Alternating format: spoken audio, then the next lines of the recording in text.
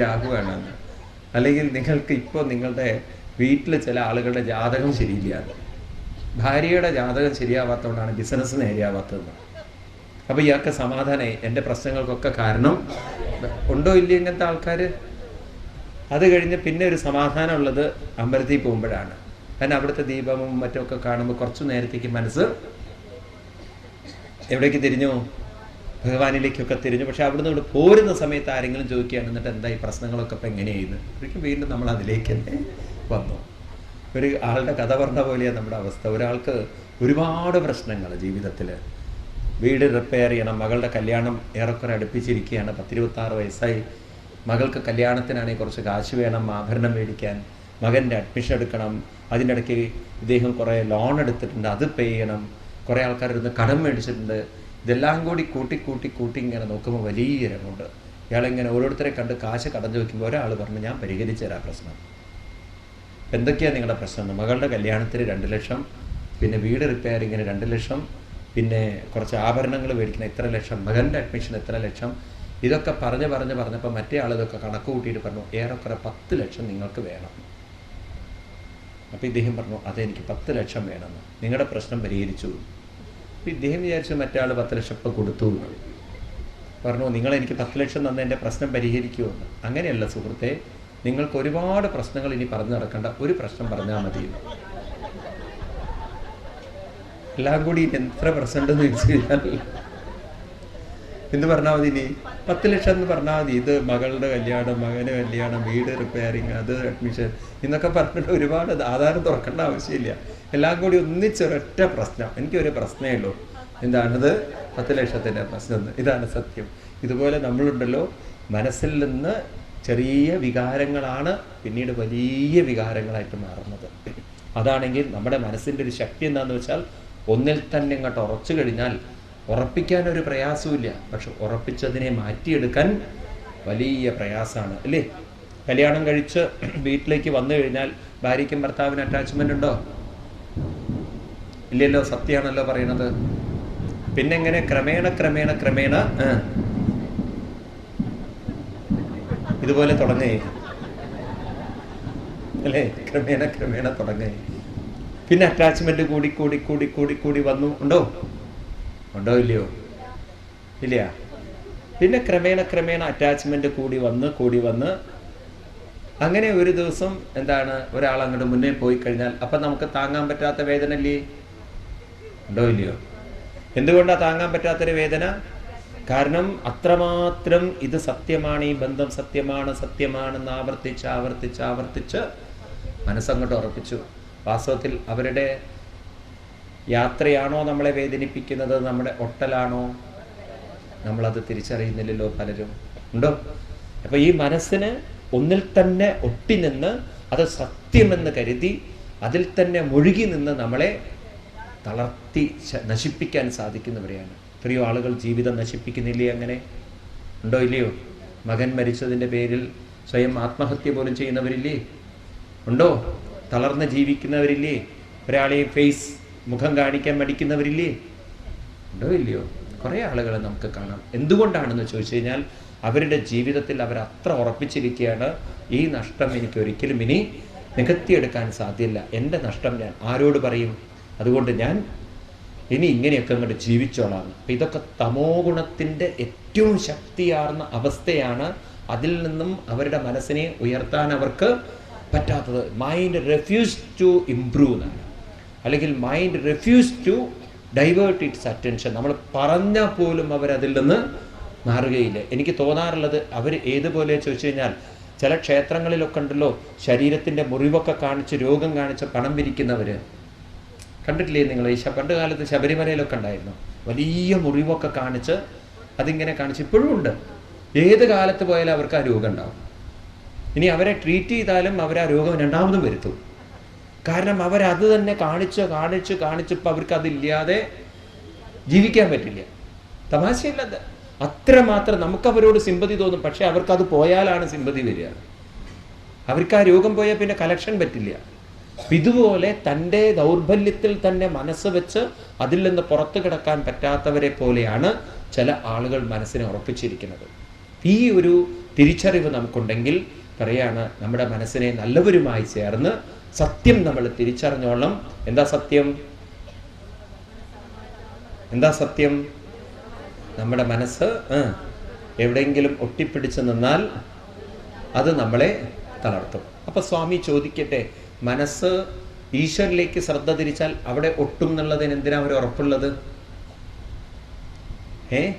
അവിടെ ഒട്ടും എന്നുള്ളതിന് എന്താ ഒരു ഉറപ്പുള്ളത്? അവിടെയാണ് ഋഷീശ്വരന്മാര് പറയുന്നത്, തീർച്ചയായിട്ടും നിരന്തരമായ എങ്ങനെ മനസ്സിലായി? മറ്റുള്ളതിനോട് ഒട്ടലുണ്ടായത് ഒരു സുപ്രഭാതത്തിലല്ലല്ലോ. ആണോ? കുട്ടികളോട് നിങ്ങൾക്ക് പ്രസവിച്ച ഉടനെ ഒരു ഒട്ടലുണ്ടാവുന്നുണ്ടോ? സ്വന്തം മക്കളാണെങ്കിൽ പോലും ക്രമേണ ക്രമേണ അവരോടുള്ള ഇടപഴകലല്ലേ ഒട്ടലുണ്ടാക്കുന്നത്? ആണോ അല്ലയോ? കല്യാണം കഴിഞ്ഞ് കുറച്ച് കഴിഞ്ഞിട്ടല്ലേ ഒട്ടലുണ്ടാവുന്നത്? ആണോ? ഓരോ സാധനത്തിനോടും നമുക്ക് ഒട്ടലുണ്ടാവുന്നത് നിരന്തരമായി അതിനോട് സമ്പർക്കപ്പെടുമ്പോഴാണെങ്കിൽ, ഭഗവത് വിചാരത്തിൽ നിരന്തരമായി സമ്പർക്കപ്പെടുമ്പം അതിനോടും എന്തുണ്ടാവണം? ഒട്ടലുണ്ടാവണം. ആ ഒരു ഒട്ടലാണ് നമുക്ക് മറ്റുള്ള ചിന്തകളിൽ നിന്നും ഉയരാൻ നമ്മളെ സഹായിക്കുന്നത്.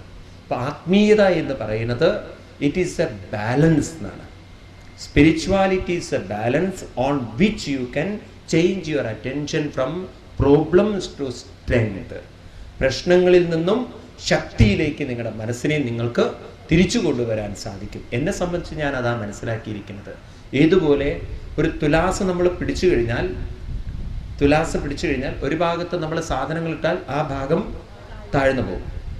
മറ്റൊരു ഭാഗത്ത് കട്ടി വെച്ച് കഴിഞ്ഞാൽ തിരിച്ച് ഈ ഭാഗം പൊങ്ങി പൊങ്ങി വരും. കട്ടിയുടെ ശക്തി കൂടുന്തോറും സാധനങ്ങൾ അത്ര ഇല്ലെങ്കിൽ സാധനങ്ങൾ പൊങ്ങി പൊങ്ങി വരും. ഏത് ഭാഗം താഴും?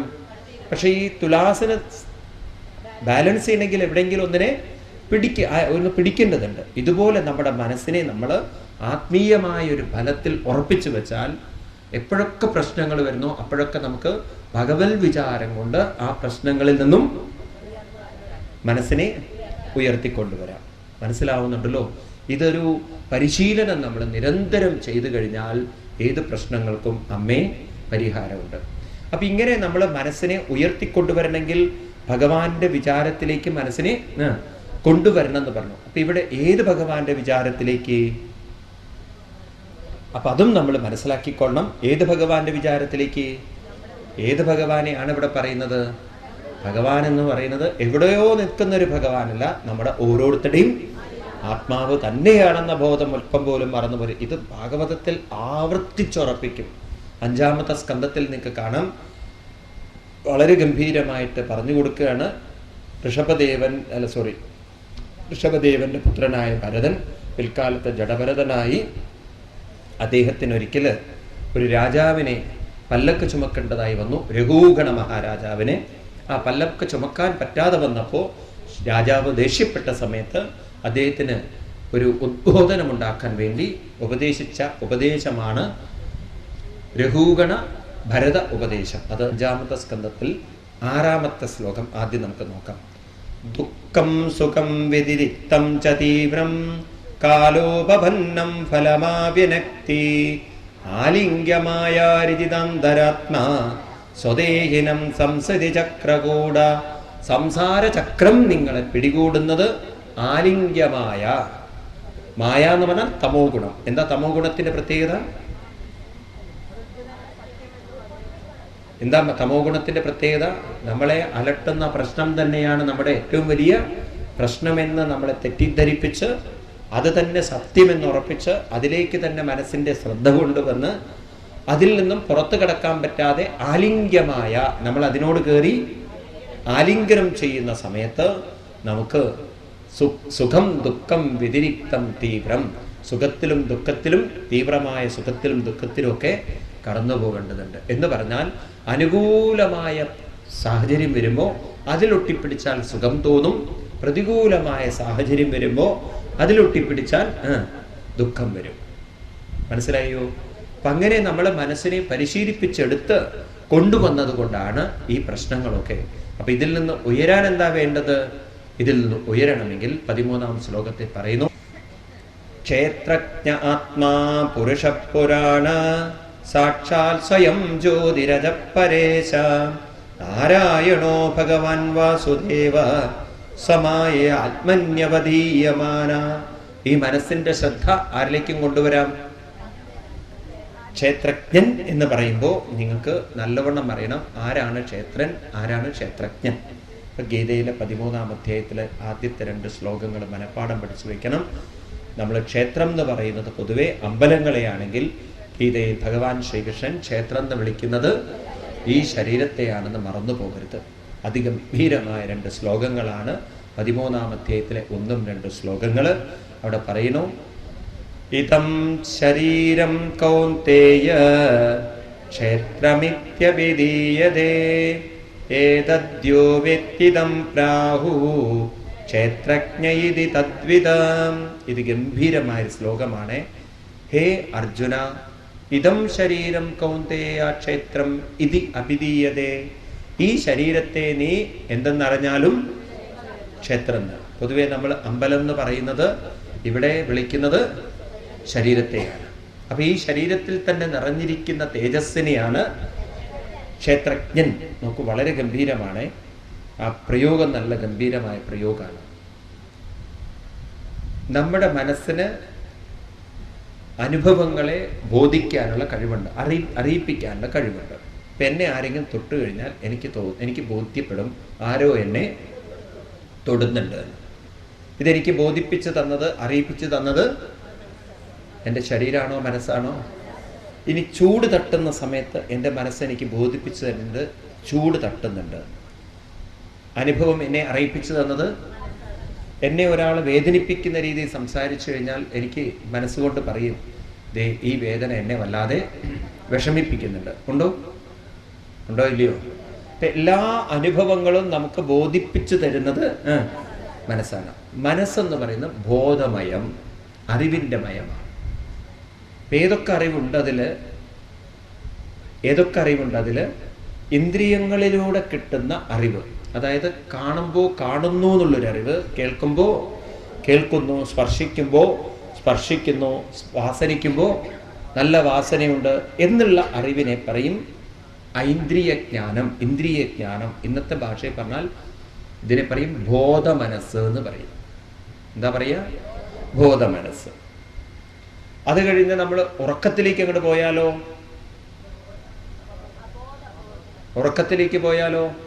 എനിക്ക് കുറേ നേരത്തേക്കൊന്നും അറിവുണ്ടായിരുന്നില്ല, ഞാൻ നല്ല ഉറക്കത്തിലായിരുന്നു. അപ്പൊ ഒന്നും അറിയില്ല എന്നുള്ളൊരു അറിവ് ഉണ്ടല്ലോ. കുറേ നേരത്തേക്ക് ഞാനൊന്നും, ഓപ്പറേഷൻ സമയത്ത് ഡോക്ടർ അനസ്തീഷ്യ തന്നു, ഞാനൊന്നും അറിഞ്ഞില്ല, പല്ല് വലിച്ചതൊന്നും അറിഞ്ഞില്ല.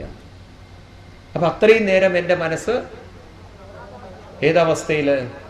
അബോധാവസ്ഥയിലായിരുന്നു. ഇനി നമുക്ക് ബോധാവസ്ഥയിൽ അല്ലാതെ ചില അനുഭവങ്ങൾ നമ്മൾ കാണാറുണ്ട്. കല്യാണത്തിന് പോകുന്നതും പാർട്ടിക്ക് പങ്കെടുക്കുന്നതും അല്ലേ? സ്വപ്നാവസ്ഥ. അതിനെ പറയും ഉപബോധ മനസ്സ്, സെമി കോൺഷ്യസ് സ്റ്റേറ്റ്. ഉണ്ട് അങ്ങനെ ഒരു അവസ്ഥ ഉണ്ടോ? ഇനി ഇതൊന്നും അല്ലാത്ത വേറൊരു അവസ്ഥ ഉണ്ട്. അതേതവസ്ഥയാണ്?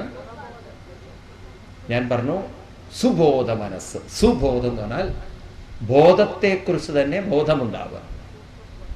ഞാൻ പറഞ്ഞു സൂപ്പർ കോൺഷ്യസ് മൈൻഡ് എന്ന്. അതായത് എൻ്റെ മനസ്സുകൊണ്ട് ബാക്കിയെല്ലാം ബോധിക്കുന്ന പോലെ മനസ്സിനെ തന്നെ ബോധിക്കുന്ന,